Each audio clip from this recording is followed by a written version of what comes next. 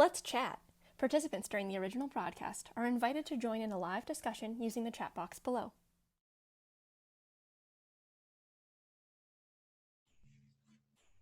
Hi, my name is Susan Dalton, and I'm here to share with you a presentation on Are You Ready for the Transition to College? I'm coming to you from 3 different aspects. So first of all, for 17 years, I've directed a transition program in the state of Illinois for teens who are blind or visually impaired. And through this program, we work closely with the families, the schools, and the teachers and the students to help prepare them for life after high school. So we talked a lot about college preparedness and things kids need to do to get there.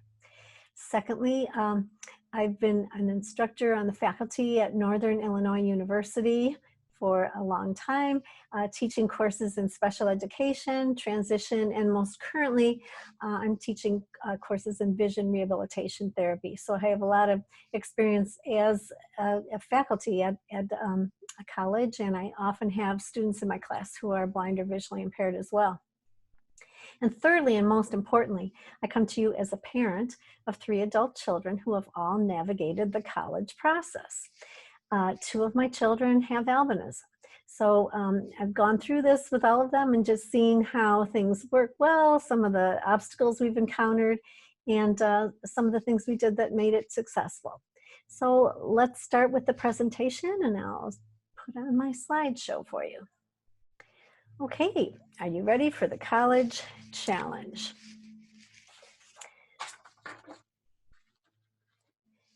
Well, transitioning from high school to college is a significant turning point in the student's life and the parents as well. But for students with albinism, it can be even more challenging. By preparing for this transition and developing useful skills and negotiating and coordinating appropriate services, you can really anticipate a more successful and less stressful journey. Okay, let's start with a few considerations for selecting a college, university, or vocational program. And I'll be directing this for the students.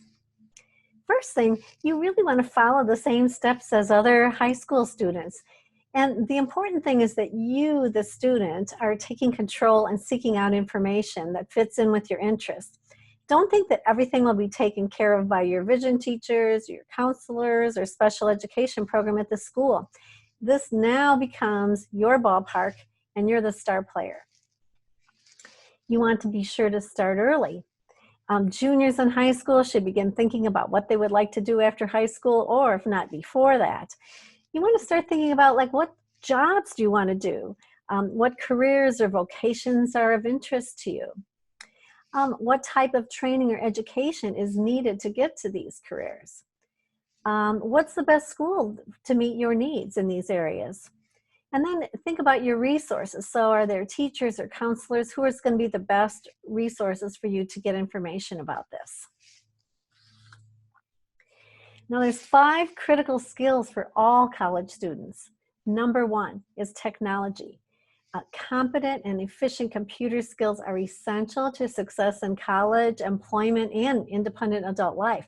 So by the time you get to college, you should be familiar enough with computers to use a word processing program.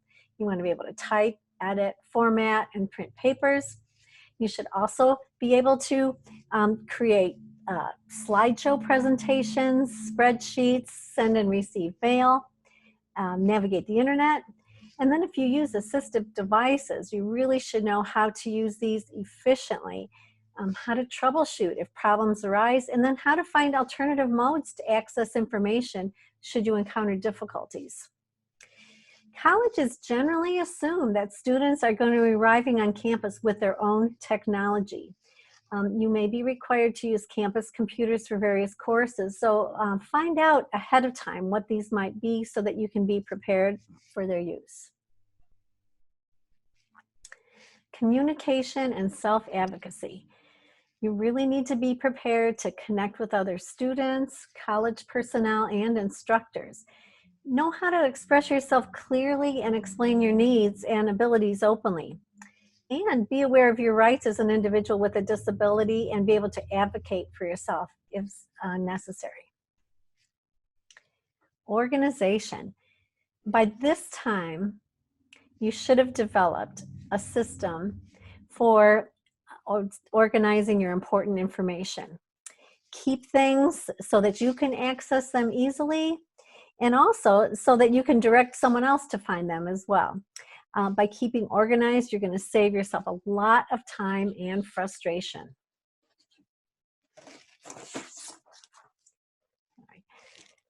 Time management.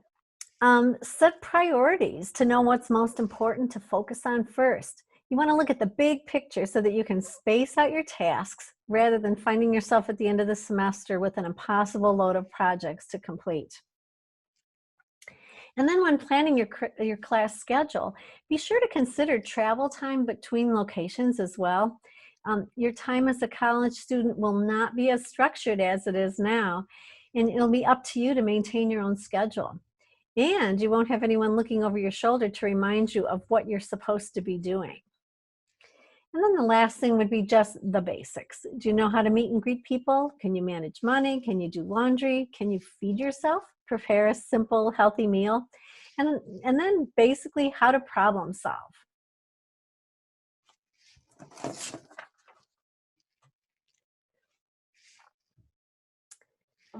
Next thing, goals. What are my goals? Meaning my goals. Now, these goals may coincide with goals that the parents and teachers may have, and they may not. But it's important that these are your goals and that you're invested in them. You want to talk to the teachers and counselors at the high schools. Contact your Department of Rehabilitation Services counselor and ask questions about the schools, training programs, and job placement services in your area. And then what do you want? What do you want to study? What classes did you really enjoy in high school?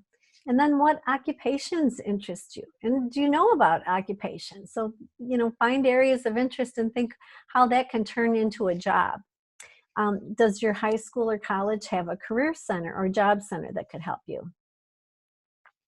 You want to be sure to visit colleges. Just start out with local community colleges as well as other colleges and universities. And you want to find out what's the best feel and fit for you. Speak to others, other visually impaired classmates about their experiences visiting and selecting colleges and how they, plan for and receive any access services on campus.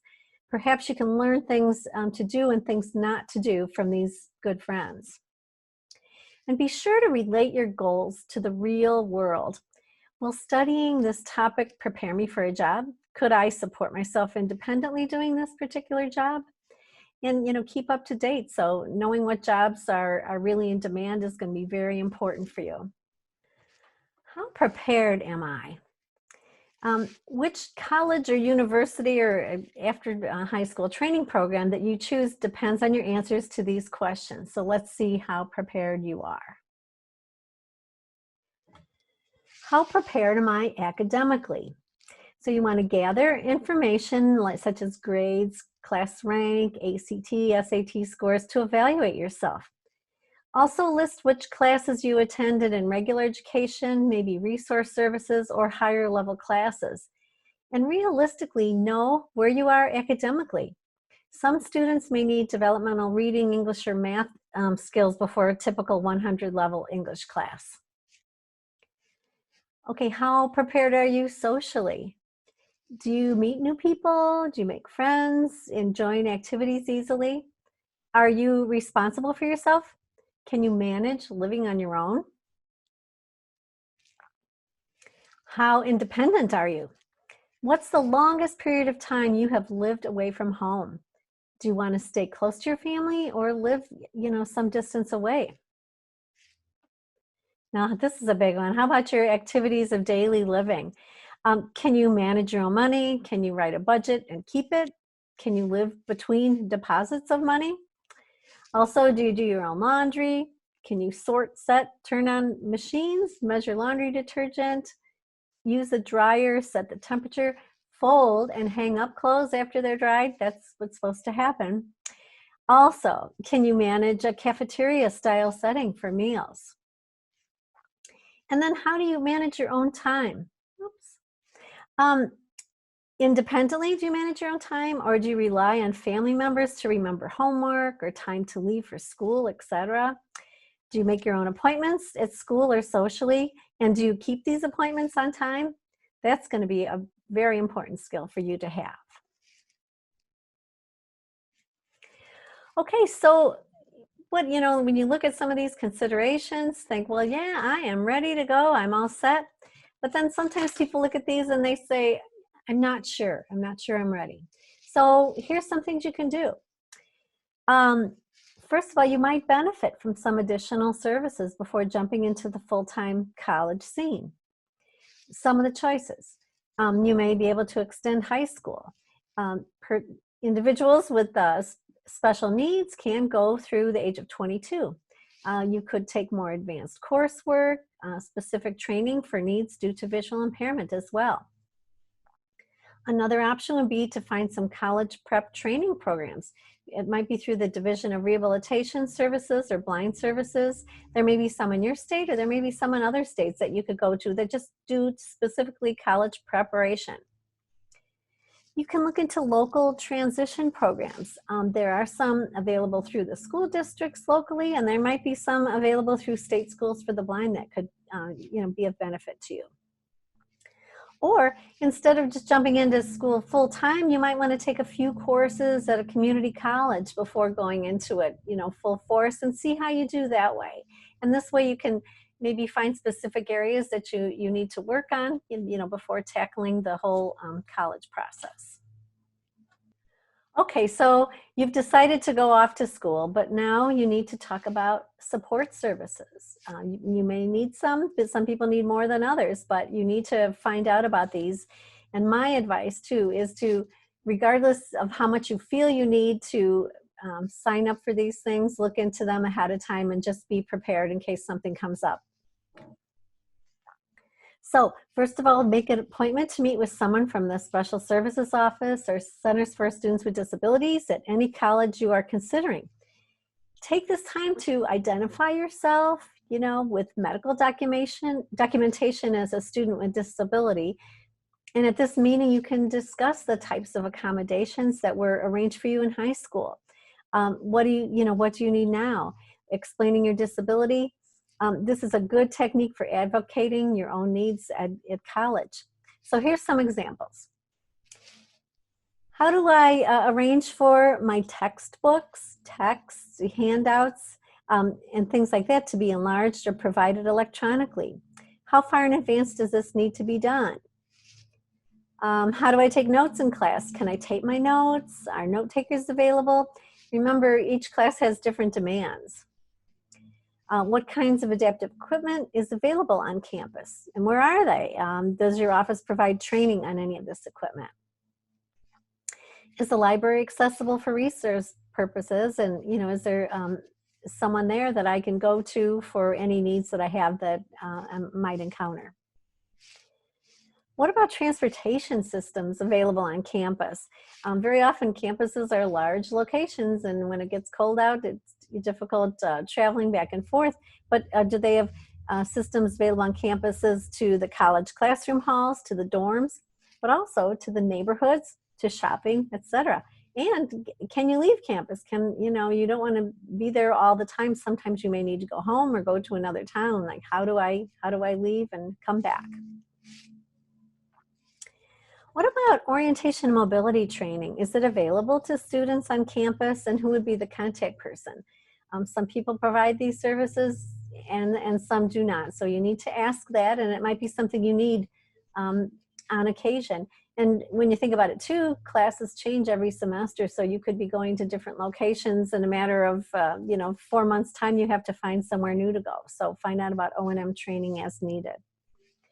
And big thing is, what are my responsibilities to receive these services from this office? They aren't handed out to you, so you need to be there to request these services and find out what you need to do to get them. Okay, so what am I going to do now? First thing, set high standards for participation in all of your high school classes. Remember, the credit and coursework requirements are important for all students, especially if you're interested in going to college. You really need to become more independent seeking assistance at school. College faculty indicate that this is one of the most important skills any student can have. In college, students have a much more responsible role in obtaining supports than many high school students are prepared for. Become more independent in your personal needs and travel skills. Be sure to know how to do your laundry, as I mentioned, organize personal information, manage your money, access information, and travel independently. Take an active role in all of your planning meetings. You really need to learn to advocate for yourself. It's an important skill for success in college and in life. Begin planning for necessary supports as soon as possible. Junior year is not too soon. Learn to use assistive technology well now. You're going to find out that assistive technology, both personal and educational, are going to be a very valuable support in college. Right now, access services from your guidance department at the high school. They should have the college catalogs, financial aid applications, and other resources that are going to help you plan for college. And then mainly just do all the things that are typical for students who are interested in college. Attending college fairs, visiting college campuses, meet with college representatives, and review college catalogs. Now for a few transition tips. First of all, transition tip number 1, make yourself the expert on your disability. Discuss with your IEP team now, how having a disability impacts you in the following areas. How does it impact you in your education and instruction, your mobility, your social and recreational activities? Be an active participant in transition-related meetings. Attending these meetings is one thing, but actively contribute. And I realize that's easy to say because very often these meetings are run by people who run these meetings day in and day out and don't necessarily allow for a lot of input. But these meetings are about you. You are becoming an adult and you need to be contributing and offering your expertise because this is all about you and you are your expert. Another transition tip, understand your accommodations. So you really need to know the instructional strategies and reasonable accommodations that may be necessary to help you succeed. Now, it's important to develop an understanding of the differences between strategies and accommodations. So here's a couple examples. A strategy is what an instructor can do to make the classroom instruction more accessible to you. For example, you may ask the instructor to be sure to use descriptive words when pointing, forever. You'll have people saying over here, over there, or you can see this is this, but you can't see that. So ask them to use descriptive words. You may need to ask the professor, depending on the environment, not to stand in front of a window or things like that, because that might, be difficult for you to see things that way. So those are some strategies. Now, accommodations would be that you may request having large print materials or electronic copies that you can enlarge. You may ask for copies of PowerPoint presentations so you can have the outlines or presentations in front of you. Extended time for testing is another one. And you may ask for preferential seating, either if you need it closer up or away from windows and things like that. So that's another thing you can ask for. So you just really need to work with your team to create a list of strategies and accommodations that are essential for you and know how to be able to describe the value of these accommodations that you used in high school. Transition tip number 5, create a personal information file. Okay, this should include your current school records, disability documentation, medical records, accommodations, your transcripts, academic testing. Make sure you have copies of your immunization records. My kids are now well into their 30s, and my son got a job with the government, and he needed his immunization records. So Did he have them? No. So I was ready to dig them up, but these are something that you're going to need throughout life. The Social Security card, birth certificate, a visa or passport you should have available if you have that, especially if you're planning on doing any overseas courses. And then everything that was sent or received from your college during the admissions process, you want to keep records of it and have it accessible, because you just never know when you're going to need it. And then once you get these things together, organize them so you can find the information you need easily. Next transition tip number 6 is to research available financial assistance. So you want to look for scholarships. Check with the vocational rehabilitation services to inquire about eligibility and funding for college. And then also check into community organizations to see if they can offer any assistance financially towards your college. In the second part of this presentation, I have 2 things I want to share. First of all, I have some results and responses from a study that I conducted a few years back of current and former college students throughout Illinois.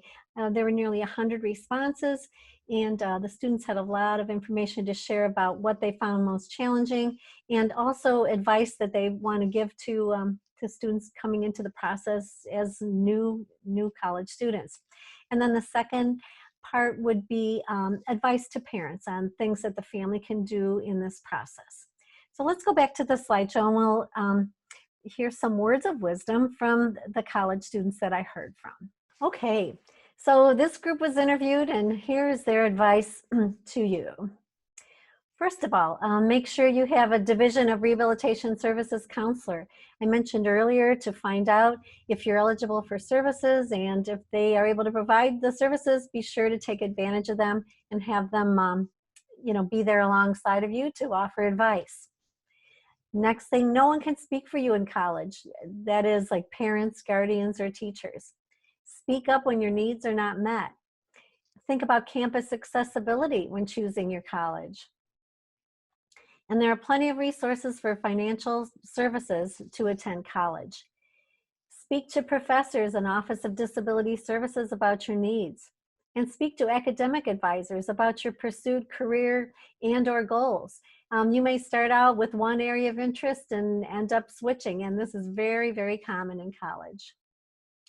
Manage your time wisely. And I like this one. This is really important. There are no exemptions in college. That means like assignments, group work, and tests. You're going to be held to the same standards as every other student. The term they use in college courses is that the academic integrity of the course cannot be compromised. So even though you have a disability, you can have accommodations and maybe do things in a different manner, or have some exceptions that way, but basically you're going to be held accountable and be required to perform all of the activities and prerequisites and requisites of the course. And lastly, your proficiency in computer skills is crucial.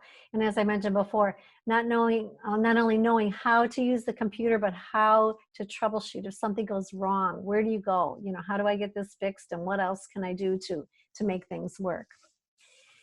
On this topic, I just also have a couple comments and advice from students that I thought were really good that aren't on the slides, but I'm going to read these to you.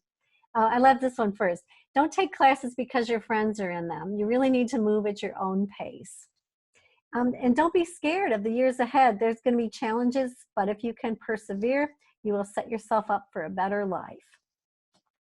Here's a good one. It says, take a summer course at a local community college before going away to school.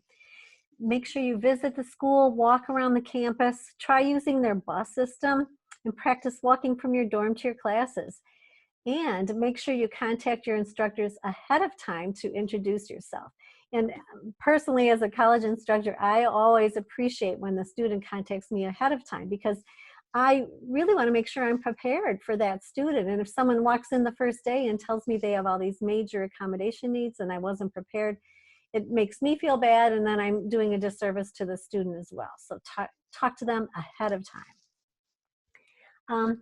Here's another one. Students should not expect, nor should they look for staff to hold their hand in college.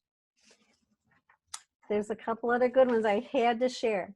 This one, don't be afraid to ask questions, and most importantly, be organized and try to be polite to people, even if they are extremely rude or ignorant to things. They just need some education themselves to your specific needs. So it's going to be your responsibility to give them that in education.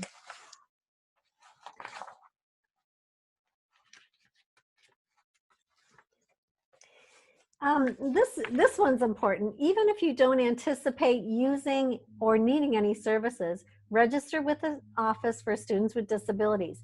You might not need them, but if a situation arises where you do need them in your corner, it'll be a lot easier if they already know who you are. It says, also in my experience, professors are more than willing to make any accommodations you need. They want students to succeed.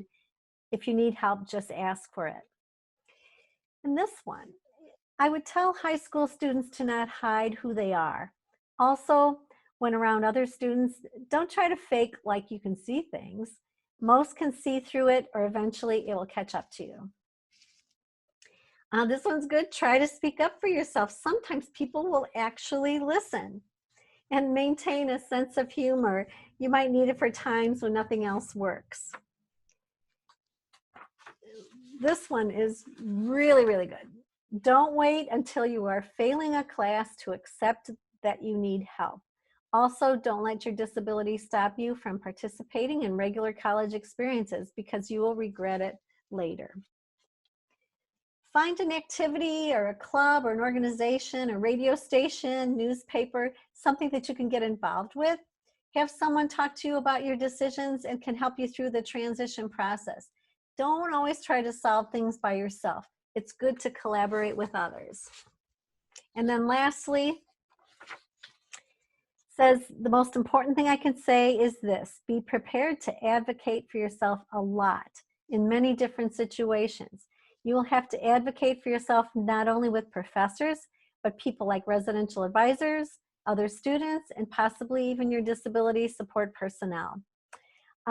Don't be afraid to give yourself some free time when things get stressful. Just don't give yourself too much free time.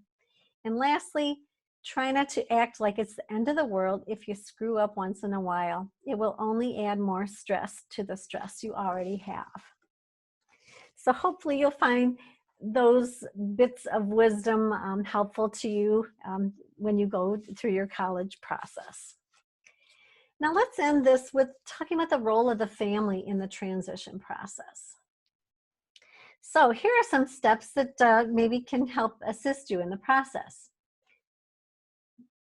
First of all, explore your community. Look for valuable resources in the community. You may not know what's out there, but explore your community and explore the community where possibly you wanted to go to college as well, because there are things out there that many people find that are hidden. Discuss transition options with other families who've been through the process, and I mentioned other students as well. Seek out information about occupational, educational, and living options. Work with the school to find ways to increase your child's academic, career, and personal independence skills.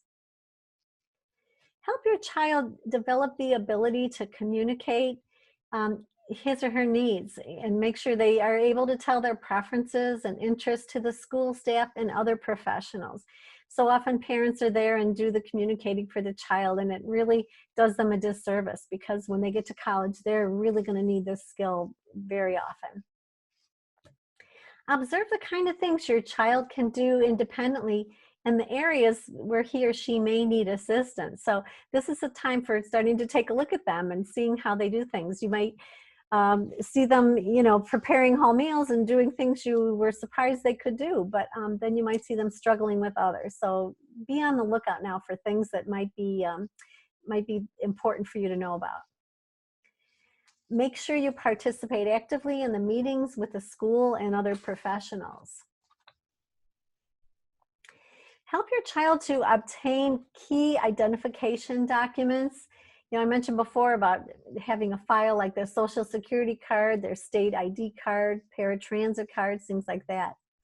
You want to help them develop decision-making skills and communication skills so that they can be independent in this and not always rely on others. I think one of the saddest things for me was to be at like IEP meetings and someone would ask the student directly a question, what they would like or what would be their choices, and they would turn to their parent and look and say, I don't know, what do you think? And it's important for children to respect their parents and value their advice, but they really need to be able to make decisions on their own. Make sure you can help your child explore and set realistic goals for the future.